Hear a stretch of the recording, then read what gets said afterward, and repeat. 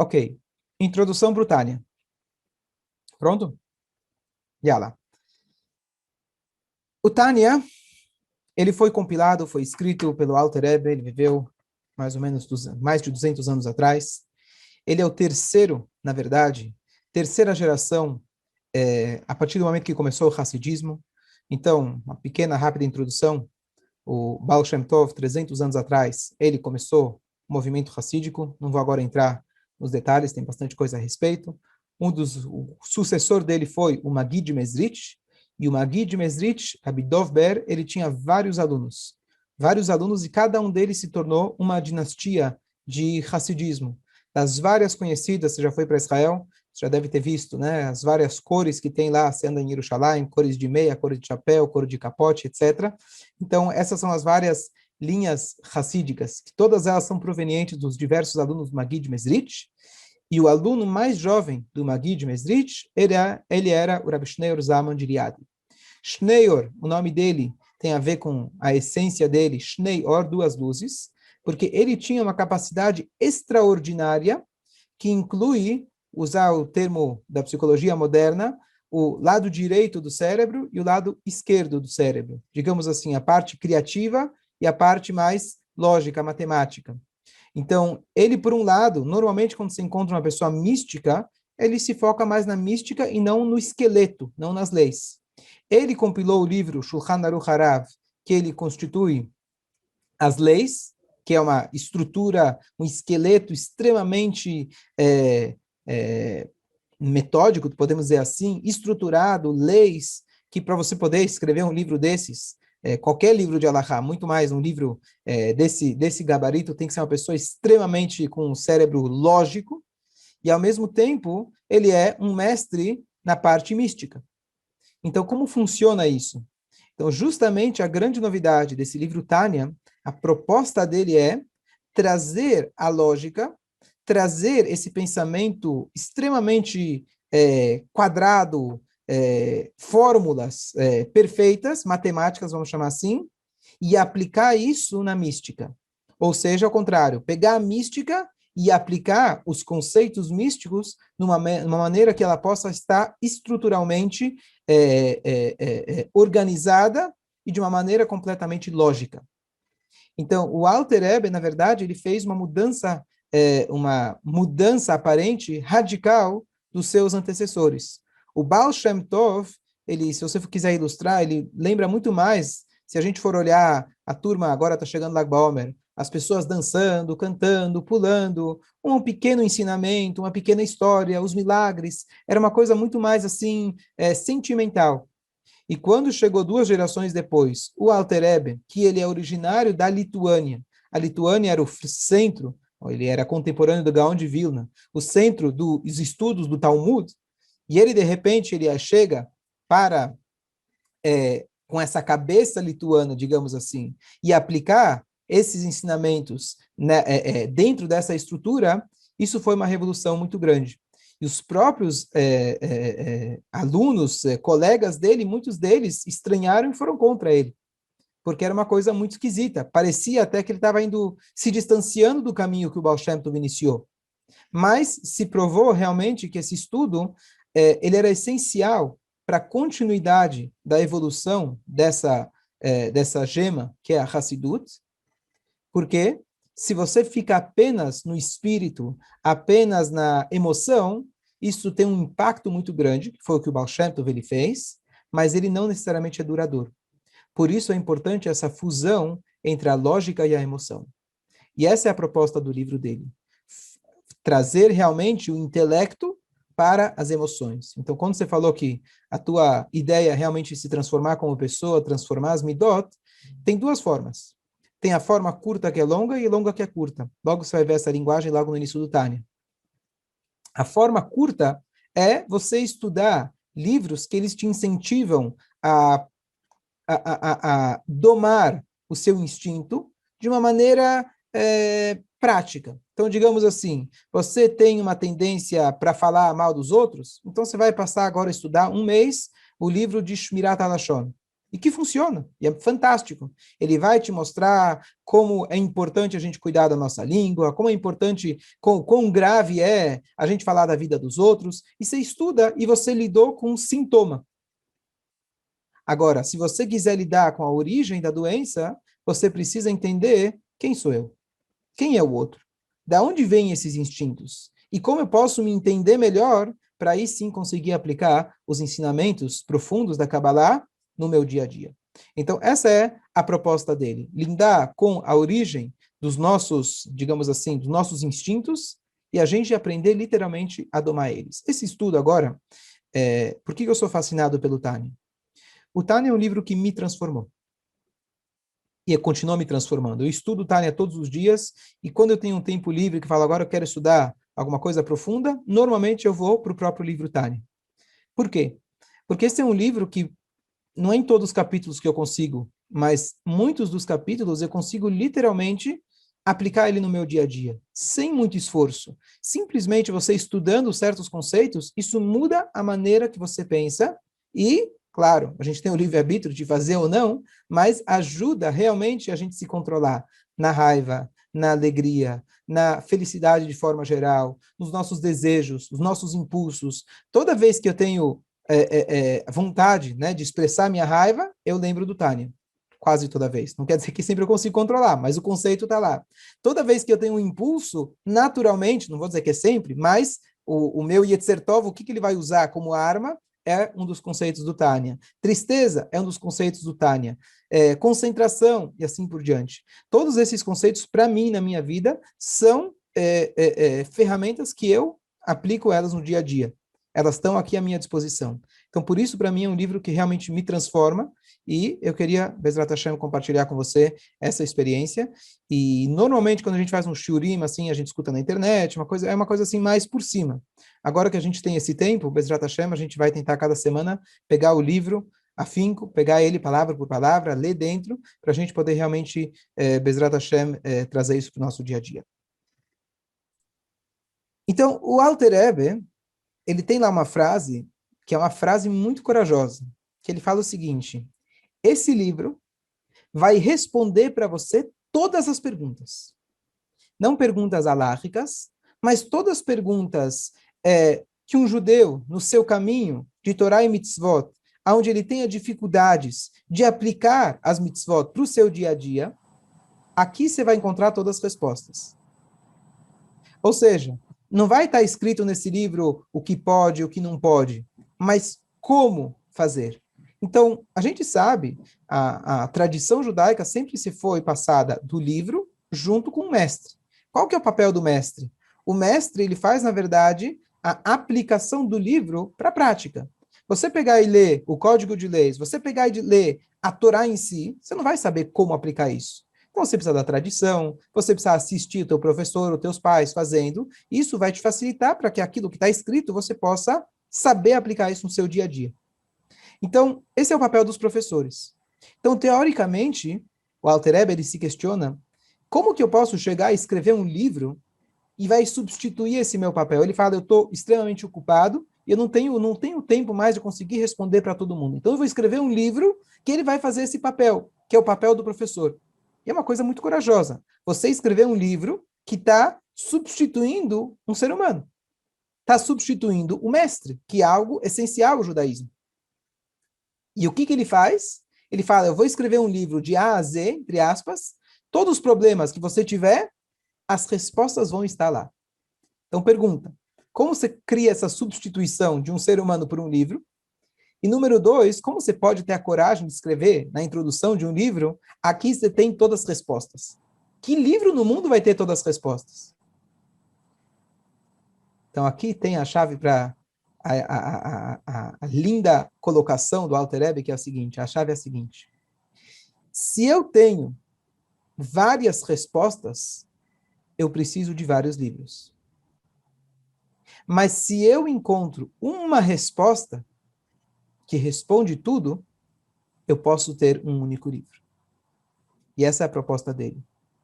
Ele quer mostrar para a gente que, no fundo, todas as perguntas emocionais que a gente vai ter, todas as dúvidas no Avodat Hashem, no serviço a Deus, como eu aplico isso no meu dia a dia? Se a gente afunilar, vai chegar num único ponto.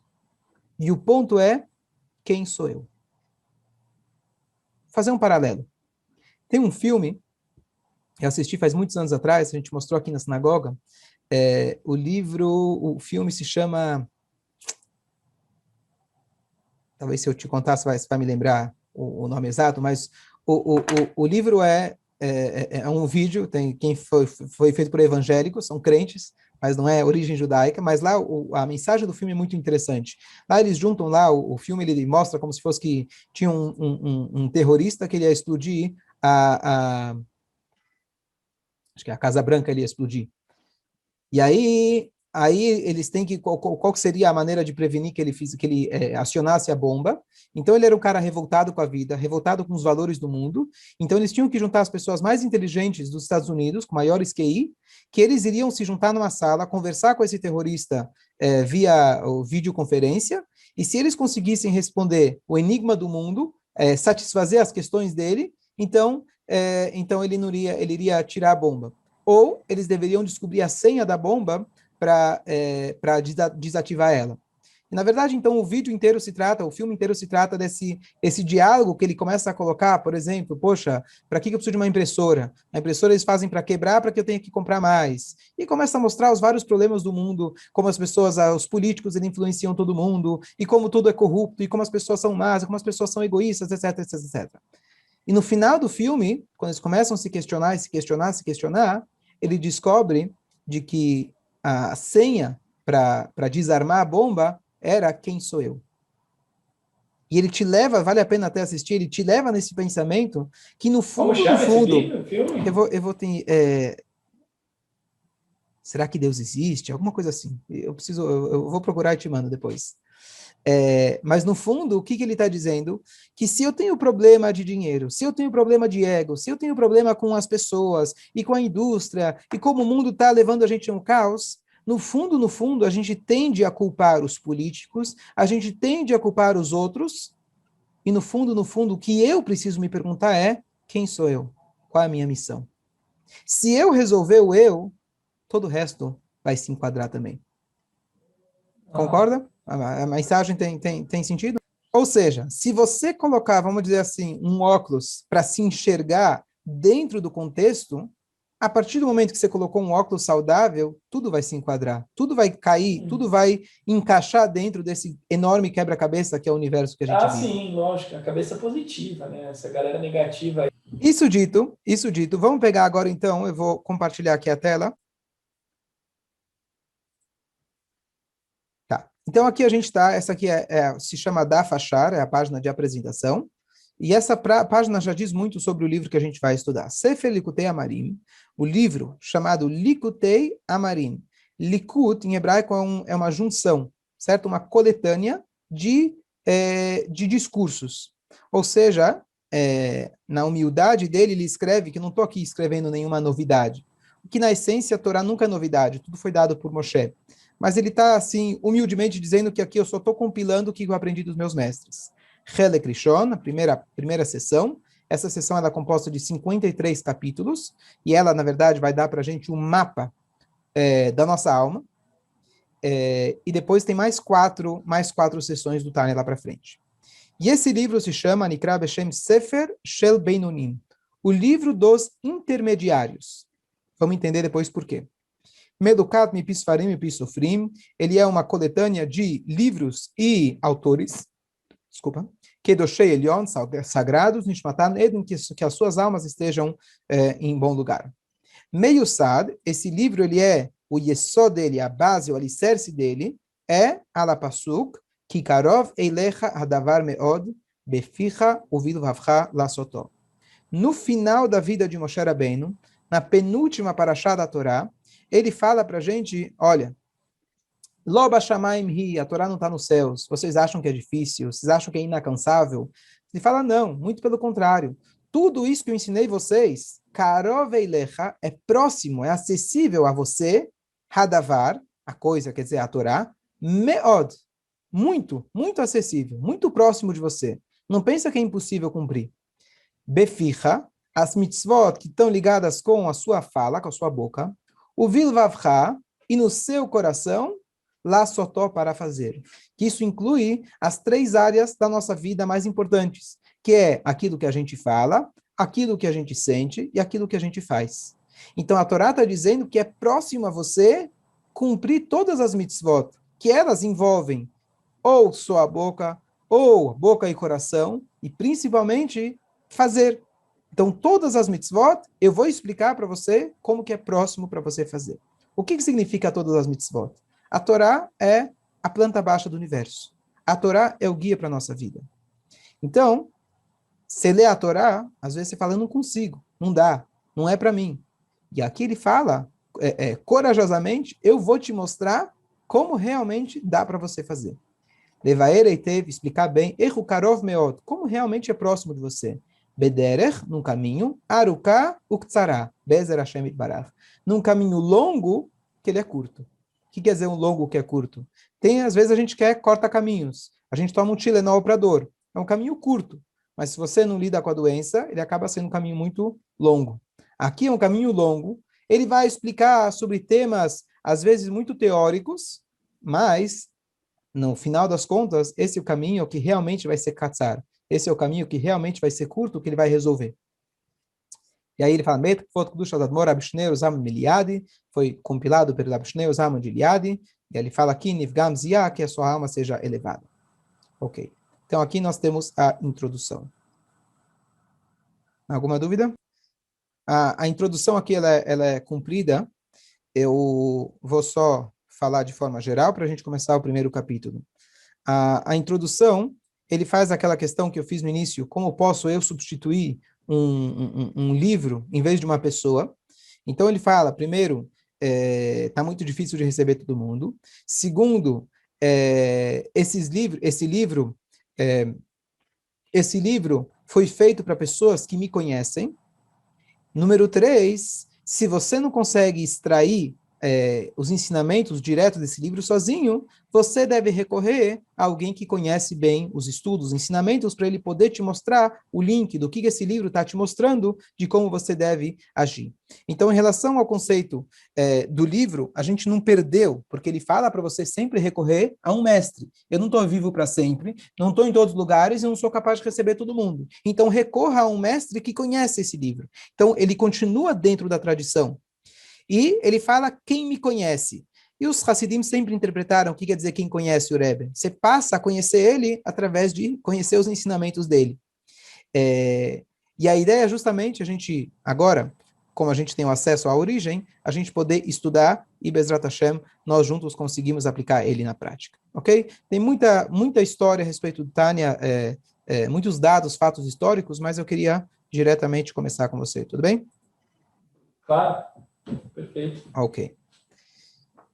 Perek Aleph, primeiro capítulo. Tânia.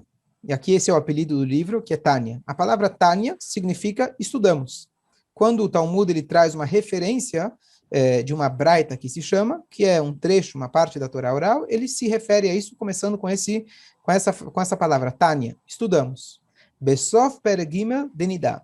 No final do terceiro capítulo do tratado do Talmud, chamado Nidá. O que está escrito lá? Mashbi'im oto tei tzadik ve'al tei rasha. Fazem ele jurar, seja um tzadik, um justo, e não seja um perverso. Va'afilu kol ha'olam kulo. E mesmo que o mundo inteiro, omrim lecha, dizem a você, tzadik atah, você é um justo, heye beinecha kerasha. Seja em seus próprios olhos como um malvado. Então vamos tentar aqui entender o que a gente acabou de ler. Então ele está trazendo aqui uma referência do Talmud. Sobre o que está se tratando? A gente pegou aqui no meio do assunto. Lá o Talmud está dizendo, está descrevendo o que acontece com o feto antes dele nascer. Lá ele diz, um malach, um anjo ensina, você deve ter ouvido falar isso, ensina para o bebê toda a Torá. Quando ele nasce, ele tem aquele peteleco que ele esquece toda a Torá, tem uma luz, uma vela acesa, claro, simbolicamente, ensinando, e lá ele está aprendendo com o anjo, e no meio desse contexto, o Talmud fala, Mashbi'im oto, fazem o feto jurar que ele vai ser um tzadik. Então imagina, saiba que antes de um Yehudi nascer, ele jurou para Deus, eu vou ser um tzadik. E eu não vou ser um perverso. E parte do juramento ele está dizendo, eu juro que mesmo que o mundo inteiro vai me dizer que eu sou tzadik, eu ainda vou me considerar como um perverso. Essa é a frase. Então aqui a gente já tem várias perguntas sobre essa frase. Número 1, o que essa frase é tão importante? Até ao ponto que de tudo o anjo escolheu, né, Deus escolheu que a gente jure. Número 2, eu não estou lembrado desse juramento, não sei se você lembra. Então, se eu não lembro do juramento, até hoje eu não estava nem sabendo desse juramento, tá certo? Você me falou agora. Sim. Então, o que adianta me dizer que eu jurei? E... Prometeu, hein, Gabo? Agora ficou. Agora não tem mais jeito. Você me comprometeu. Agora, e terceira coisa, parece redundante. Seja um justo e não seja um perverso. Bom, se eu sou justo, não sou perverso. Qual é o motivo da redundância? Então, para que jurar, se eu não lembro? Qual que é o conteúdo de dizer que essa redundância seja um tzadik e não seja um rachá? E qual é o sentido de eu dizer da pessoa, entre aspas, se enganar? Vamos dizer que eu sou um tzadik, eu consegui ser um justo. Ele fala, não. Mesmo que você é um justo, você tem que olhar para si como um perverso. Existe o conceito de humildade, mas existe o conceito que é baixo autoestima. Se você faz as coisas boas, se você tem potencial e não reconhece, você está deixando de reconhecer o presente que Deus te deu. Você não está sendo capaz de reconhecer a sua missão. Então, qual é o sentido de você olhar para você como um perverso se você de fato é um tzadik? O Moshe Rabbeinu, ele não olhava para si como um perverso. Ele era o maior de todos os profetas e o mais humilde ser humano que já pisou aqui na Terra. Como é possível? Não porque ele não sabia que ele era Moshe Rabbeinu, e sim porque ele sabia que se fosse outra pessoa que recebesse esse presente de Deus, faria melhor do que ele. Ou seja, ele entendia que as suas forças, os seus dons, eles são dados por Deus como um presente, e não atribuídos ao seu esforço. Então, não é que ele não reconhecia seu potencial, ele reconhecia que todo o seu potencial via de Deus. Então, qual é o sentido da pessoa jurar se ele não lembra? Por que a redundância? Em terceiro lugar, qual é o sentido da pessoa jurar que ele vai, mesmo que todo mundo diz que você é um tzadik, você vai olhar para si como um rachá. Essa é a primeira frase que o Alter Rebbe ele vai analisar, aliás. Ok, antes da gente continuar, por que essa frase é tão importante? Assim, o Alter Rebbe quer analisar um trecho do Talmud. Você tem o Talmud inteiro, são mais de 30 volumes. Por que ele escolheu justo esse tema? Então, esse tema, ele vai dar para a gente a entrada no tema principal, que é: quem é você? Quem somos nós? E aí ele vai começar a analisar, bom, vamos pegar um termo importante na Torá. Se eu tenho aqui, estou querendo aplicar a Torá para você. Se você faz a Torá, você é justo. Se você não faz a Torá, você é perverso. Então, se a gente quiser colocar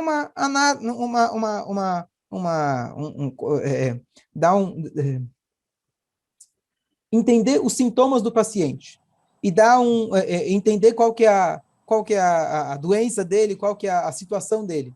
Então, se eu quero entender o paciente, então vamos começar pelos extremos. Você tem o cara que é saudável e você tem o cara que está totalmente doente, Haz v'Shalom.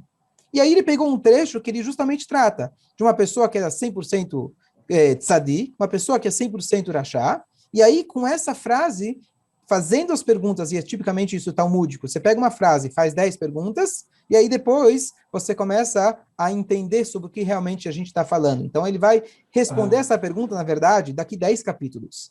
Então, o intuito aqui não é uma pergunta e uma resposta.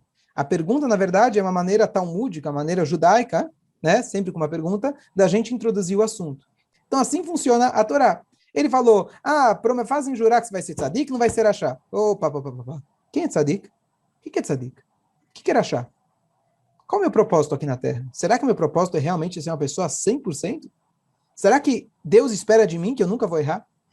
E é aí que ele vai começar a cavar, para a gente começar a entender quem somos nós e o que Deus espera da gente. Então, por isso que ele começa com essa frase, que ele vai colocar para a gente esses termos, os extremos, para a gente poder entender que o nosso objetivo é aquilo que ele chamou o livro, que é Benoni, o intermediário.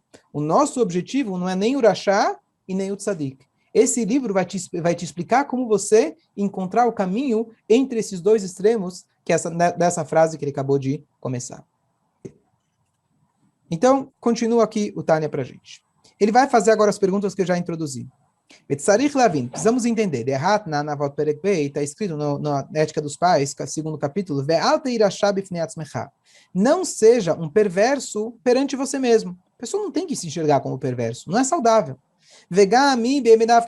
Se você se olhar como perverso, você vai se sentir mal. Você vai ficar triste. E você vai perder todo o intuito, que é e você não vai conseguir servir a Deus com alegria e com um bom coração, que isso é um preceito básico no judaísmo. E por outro lado...